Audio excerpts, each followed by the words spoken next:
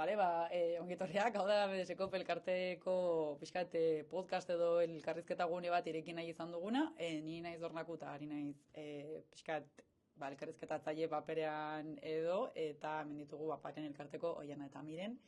Eta gaur beraiek ezagutzea izango da asmoa. Izan ere, nahi genuen pixkat ekonomia soziala eta hitz potoloietatik aratago, hurbilagotik ezagutari izatea BDSko peko bazkideak eta zuen esperientzia maila pertsonalago batetik, ez? Ezain urruna gelditzen diren hitzetatik hurbilago dauden gure bizipen eta bizitzetatik hitz egiteko aukera izatea. Eta horregatik gaur, jakingo dugu Oiana eta Mirenek nola egin zuten beraien bidea, eta nola dauden gaur egun, eta bizkat, ez zoiek. Orduan, motzean, bi galderatxo joango gara botatzen, eta deus, lehenbizko galdera da nola hasi zineten zuek ekintzailetzan eta ekonomia sozialean. Bale, ni hasiko naiz, Miren, ni hasi nintzen, ikasketa garaian ginela oraindik, kasu honetan militantziagatik edo, lakasita, gaztetxean, irungo lakasitan bueltan genbiltzan, ezagun batzuk, ziginelako elkartzen, justo, guare ginen ikasketak amaitzen, unibertsitateko ikasketak batzuk arkitektura, denak oso teknikoak ginen ikasketa batzuetan, eta zen krisi momentura, zinetan, gainera boom imobiliarioarekin dena pikutara juntzen, eta, amestutako lanpostu marabilloso horiek denak, ari zian desmoronatzen, ikusten genuen gure etorkizuna nahiko beltza, eta pixka militantziatik ikasia genuen autogestio eredu hori, esan genuen zergatik ez aplikatu gure lan eremura edo enplegura. Eta hor, urbildu zitzezkean ezagunen ditun biki, pixka pedrada honekin zebiltzatela buruan, eta zerbait montatzen hasteko, eta hortik sortu zen, gero gaur egun iritikat kooperatiba den hori, orain dela ja ama piko urte. Eta, ni horren ari hasi nintzen pixkat, eta hor, ikasi nuen dena. Osea, ekintzailetzak suposatzen duen guztia, ze, klaro, ez da bakarrik zuk ikasi duzun horren inguruan lanean aritzea, baizik eta da, lan jarduera, enpresa batek suposatzen dituen alor guztiak ezagutzea, administrazio kontuak, gizarte seguratzarekin papeleoak, nominak egitea, zergak ordaintza, eta, kriston irakaspena izan zen egia esan, hasiera batean, noski oso sordu gutxikin hasi ginen, erremunerazio oso baxuekin ere, baina, poliki-poliki formartzen joan zen, eta horrela, ikasten, golpeak joz, hostia derrak hartzen ere bai, ez? Baina, ikasten duzu pila bat. Eta, gaur egun iritikat, beste podcast batean imaginatzu konbidatuak egon direla, jarraitzen duen oso proiektu potentea da, baina nik momentu batean, guztartzen nire militantzia feminista, eta hortik ere pixka bat sortu zen, zergatik ez salto hau bera eman, ez? Gure bizi egoera ere aldatu zelako, 20 urten bueltan militantzia hutsetik hasi ginen neska talde hura, ere ja 10 urte hasi zarragoa ginen, gure lan egoera, bizi egoera ere aldatu zen, militantziarako denboraren nahiko murriztua, eta orduan izan zen, jarraitu nahi dugu honetan lanean, eraldaketa sozial honetan sinesten dugu, feminismotikan kasu honetan, eta zergatik ez ontar ere modu profesionalago batean aritu eta gure lan izatea. Eta, ni nire kasu pertsonalean, hor momentu batean zirte dezartera baki bat hartu harra nuen, parean pixka martxan edo, elkartea bera sortua genuen, baina oraindik ez genuen salto hau eman, merak genuen salto, irukidek pixka postu egita honengatik, egon nintzen hor momentu batean pixka iritikaten eta paren aldi berean, eta hartean gainera orduan gelditu nintzen, eta, erabaki nun nire bizi egoragatik eta eskaintzen zian lan jardun eta ez da batik, parean gatik aposto egitea edo bertan gelditza gaur egun egun bezala. Eta horrekin lotuta, Oiana luzego. Bai, ni beste bilakaera bat izan dut, ni kazetaria naiz, ikasketez kazetaria eta kazetaritzan aritu naiz urte askotan, Garagungarian nengoen 20 urtetatik, karrerako praktikakan egin ditun, eta angelitu nintzen, eta orain dela 5 urtera arte, egon ez bertan.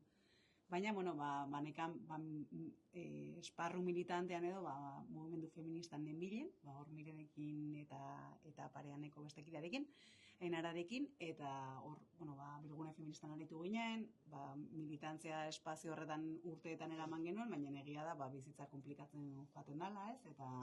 eta lan erremuneratua dela, bereziki amatasuna edo zaintza lanak diala, geroz eta espazio gutxiago genuen militatzeko eta poliki-poliki desintegratzen ari izan, sortu genuen mugimendutxo hori.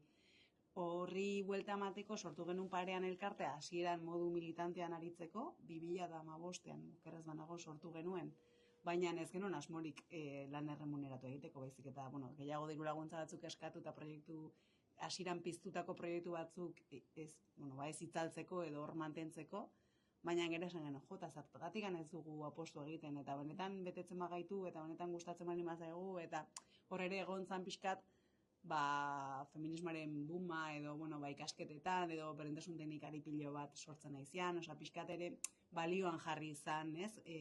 Modu, lan espazioan edo ere, eta esan genuen, igual beste bezain ongi dezakegu guk, horrein genuen apostuari ikasketen alde, ez? Militantziatik eukitako ikasketa horiek askotan ez asko balio kurrikulumean, baina esan genuen, guazen uztartzera, nire kasuan adibidez masterra ikasi nun, orduan, pixka bi aldetatik, eta guretzako, igual gure birtutea, dugu, saiatzen garen hori saltzen da hori ez, garela oso, akademikoki erantzun dezakegula, baina daukagula ere, bestek ezakaten alde terrenala edo ez, kalekoa edo eraldatzailea, ez. Eta postu egin genuen, 2008an, justo amatasun boom handi bat, iruak, izan ginen ama urte berdinean, urte baten bueltan euki genitun 3 haur txiki, orduan izan zen, eta apostua batera egin genuen, amatasun baja askori aurre egiten. Gehi pandemia? Gehi pandemia.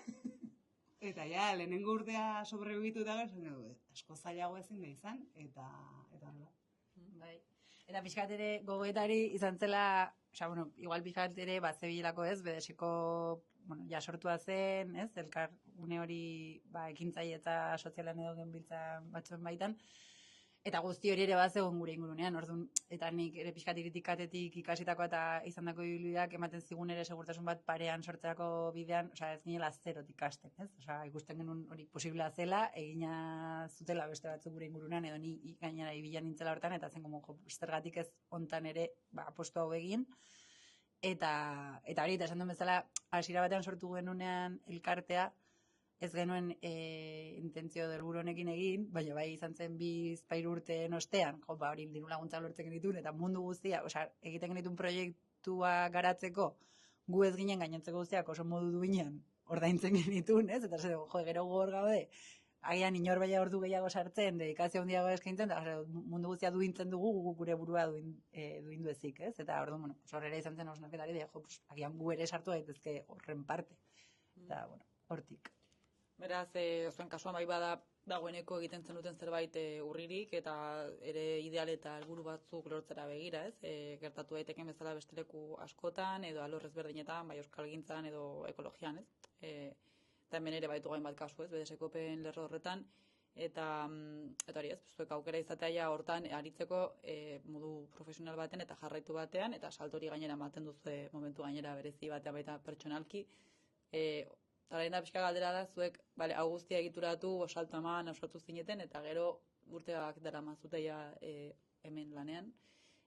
Nola bizi duzue? Nola da egunerokotasun hau? Nola bizi duzue? Alde on eta txarrak, ez? Konpendioan, nik uste valorazioa dela oso positiboa bestela ez ginen ez genuen hemen jarraituko, baina, guk azkenean, esan bezala, bilatzen gara oso koiuntura personal, ez? Konkretu batetik, hori amatasun oso presente eta zaintza lanak oso presente ditugula, orduan, noski parean ere sortu da, eta pareanen lan jarduna dago oso egokituta gure behar orokorretara. Enplegua zaratago, ez? Orduan horregatik, guk zer esango dugu, guretzat da, dugun enpleguan aritzeko modurik ad hoc egina, guk diseinatu dugulako, guk pentsatze ditugulako proiektuak ere hori guztia gaintzat hartuz, ze ordutegi zen malgutasun maila eskaini dezakegun, ze lan karga asumitzeko gaitasuna dugun, eta zentzu horretan, nik uste dut beste dozein enpresak ezingo likukela, zentzu horretan dugun malgutasun edo eskaintza hori parekatu. Bestalde, ekintzaile izateak bakarren, burua uste guzti horiek, ez? Esan dut, etengabe mila funtzio bete barri izaterena, ez? Ez zatoz ordutegi bat betetzera eta lana bukatuta ospa bat zoaz, ez? Etengabe zaude pues, komertzialanak egiten, administrazio kudeaketak burutan izaten, bestelako, bueno, pues, enpresatik dituen arlo guztioiei aurre egin barri izaten, eta, bueno, pues, badaude momentuak pues, lan asko pilatzen aldena, lan karga handia suposatzen aldutenak, baina, bueno, kontrara ere bai, gure lanaren jabe garenez, hori ere horren aurrean neurriak hartu edo hobeto antolatzeko gaitasun ere badugu, eta bueno, hortan ere ikasten ari gara, lan kargako beto neurtzen, gauzak ezain beste pilatzeko sistematizatzen aldugunean gauzak, baina bueno, oraindik badugu asko ikasteko, Orduan badire momentuak pues esatu dugula, ja, ni zergatik ez daukat lan bat fitxatu eta bukatzen duena nire burua deskonektatzen duena, badaude horrelako momentuak, baina badaude beste momentu asko, pues, honek, bueno, eta gero edukiari dagokionez ere, pues egite ditugun proiektutan sinisten dugula eta sentitzen dugula aportazio bat egiten nahi garela ere bai, ez? Eta egiten dugun guztiak badula zentzu bat. Eta hori, eta askotan ere, pues bueno, gure koiunturakin, pues hori, pues aur bat gaixotzen bada, edo dugun malgutasuna, edo kudeatzeko, edo konfiantza gure artean ere, ja ez lanari dagokion, baizik eta bestelako gauzei aurre egiteko, seguraski besteleku batean ez denun izango. Bai, beralde txarrekin ere, baina nire ustez gustoko duzun lanean aritzea ez dauka preziorik. Eta azkenean, enpleguan edo lan jardunean eguneko ordu asko ematen ditugu, ez? Astean zeharreko okupazio gehiena hortan ematen duzu, eta hor zoriontsu izatea, da, eske ez dauka preziorik. Orduan, gaina gu elkarte txiki bat gara, eta oraingoz daukago aukeratzeko, ez? Nahi ditugun lana, nahi ez ditugunak, bueno, badaude batzuk igual uste dituguna, baietz hartzen ditugu, eta gero ez dira pentsatzen ditugun bezain gustokonak, baina gaurkoz, erabakitzen dugu zertan lan egin, zer betetzen gaituen, horrek asko markatzen du gure lan jarduna, orduan, hortara dedikatzea netzako zoragarria da. Eta bai, bueno, diseinatu dugu lan eredu bat, privilegiatu batzuk alde hortatik, esan nahi, diseinatu dugu modu bat, egia da urte asko eman ditugula aurretik lanean, lan egin, kobratu gabe. Orduan horrek ere eman zigun, ja salto eman genunean, ja genuen kristona ezagutza, genitun harremanak, esan nahi, ezkia zero-zerotik hasi, ezkia hasi, ez? Hor bagenuen sekulako ibilbidea, eta horrek asko lagundu digu, baina nire ustez gure neurrirako lan bat sortu dugu, eta hori marabila da. Vale. Bai, nik uste dut hor bere iztea gehien bat, bai, hau aipatu dugun moduan ekintzailetza oro har izaten alko litzateke, baina gero ekonomia soziala hitz egiten dugunean, agian zailago da bere izten, ez? Zertan uste duzu bizitu duzutera zuek praktikan ekonomia soziala, non gorpuztuko zenuten zuen esperientzian, zuen kabuz bere izite izan ziteken bezala ekintzailetza arrunt bat, zeinetan zuek autonomoa gisa bakoitza zuen kabuz, aritzen alko zineten feminismoan ere ez, edo agian posibleko zenuten nizar dakit, arlo beste enpresa batentzako lanean aritu, edo, bueno, ezagin non gorpuzten duzu zuek talde, sare edo ekonomia sozialaren horiek, nola ulertzen dituzute zuek praktikan? Nik uste, Mirenek esan duen bezala, aurretikan iritikat egonez balitz, eta Mirenek ikasketa horiek izan ez balitu, gure garai berdinan BDS forma hartzen ariko ez balitz, nik uste gu ez genuela salto hau eman. Baldintza horiek asko lagundu ziguten, sare hori, eta inkluso laguntza administratibo hori, igual Mirenek pixka kontrolatzen zuen, baina niretzako adibidez zen, eta oraindikan ere da, kriston beldurra ematen didan amildegi bat, administrazioarena, baina jakitea ondoan ditugula beste batzuk hortan aproposak diela eta hortan ez jakintza dutenak, horrek kriston laguntza eskaintzen du. Orduan ikustet sareak babesten duela eta benetan bakoitzaren balioa ez indartzen duela. Bai, eta gero lehen aipatu duguna, ez? Ze gai jorratzen dugun, ez dela kapritxoz edo, uste dugulako badagola oraindik zeregin handia genero berdintasuna aferetan, feminismotikan, eta horri izate ditugu, ez? Pixka gure komplexua batzutan, ez? Hori eragile feminista baten alorra izan barko lukeen, gu gaudela hor pixkat erdibidean, ze izan gara, ez?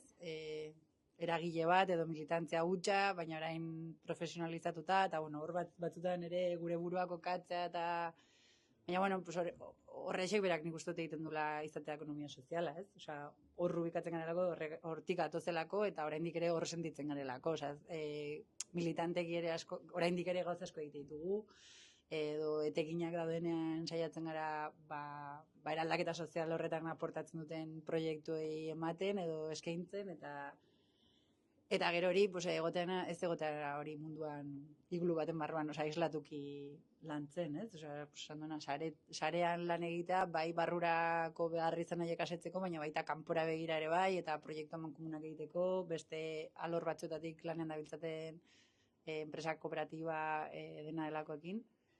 Eta incluso, bueno, gure alorran ere, pues, orain dela 2 urte ere sortu da, interkooperazio feministako espazio bat, bueno, pues, azkenean guzti horrek guri elikatzen gaitu, eta uste dugu horrek daukala zentzua, ez? Horrela eraldatzen direla gauzak poliki-poliki, ez bakoitza bere bakardade. Oso interesgarria guztia, nik uste, ez dakit, gehien batzen hori balimiziko ideia bat hartzea zuen bizitzarena, ez dakit, uste duzuten zerbait interesgarria edo bereziki komentatzeko duzuela, ez zuek identifikatzen alduzuen zerbait, punturen bat, edo bestela menutzeko dugu. Nik uste dut dena aipatu dugula, ez? Kasi dena. Bai, ongi bizi garela. Bai. Eta benetan lortzen degula bizitza jartzea erdigunean, ez? Eta,